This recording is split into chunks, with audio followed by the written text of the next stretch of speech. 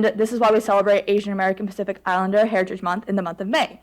The reason why AAPI month is in the month of May is to, one, remember the completion of the Transcontinental Railroad on May 10th, 1869, whose construction would not have been possible without the sacrifice of thousands of Chinese immigrants. Chinese immigrants came over to America during the gold rush, mainly for new opportunities and new jobs. However, they were faced with a lot of anti-Asian hate, anti-Chinese hatred, and legislations that later restricted immigration from China for years until those immigration laws were removed in the late 1960s and 70s.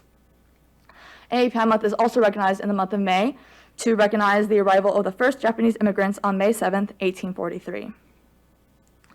And ultimately, it's very important to recognize what really started AAPI civic engagement and social activism. So in 1973, Vincent Chin was a Chinese American in Detroit who was killed by two white men who worked in U.S. manufacturing centers who thought he looked Japanese and were blaming the Japanese for taking away their jobs. And we saw that this event truly united Americans of East Asian, South Asian, and Southeast Asian descent under a common cause. And we are seeing that same parallel in today with the Stop AAPI Hate movement due to the COVID pandemic in 2020 to 2021. Last year, we saw a 339% increase in anti-Asian hate crimes nationwide, particularly towards elderly and Asian women. And then we also saw a rise of action by the entire community uniting, just like it once did in 1973.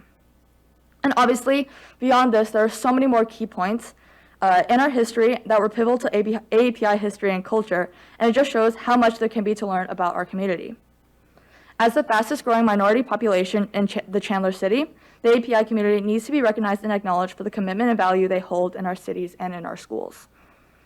The history that I was mentioning today was history that I either learned about in my own time or only briefly learned about in our schools. So when growing up in this district, I only briefly saw myself in the curriculum, and I personally believe that it is essential to include multicultural education to our curriculums to better represent the student population, to not only benefit minority students, but also all students overall.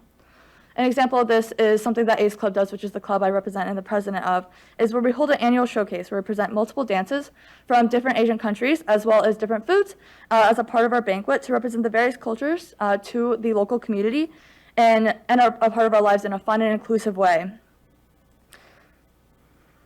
And to continue to advocate for the AAPI community in our schools and to better support our minority students, I urge you to find ways to educate our students and schools on our culture and community.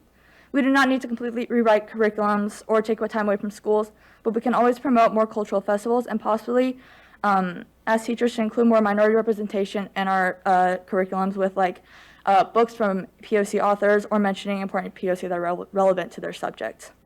Overall, I believe it is important to acknowledge the voices and opinions of our AAPI students to make them feel comfortable and secure in their classrooms, as we are also part of this community and a part of CUSD, and we must be recognized. Thank you.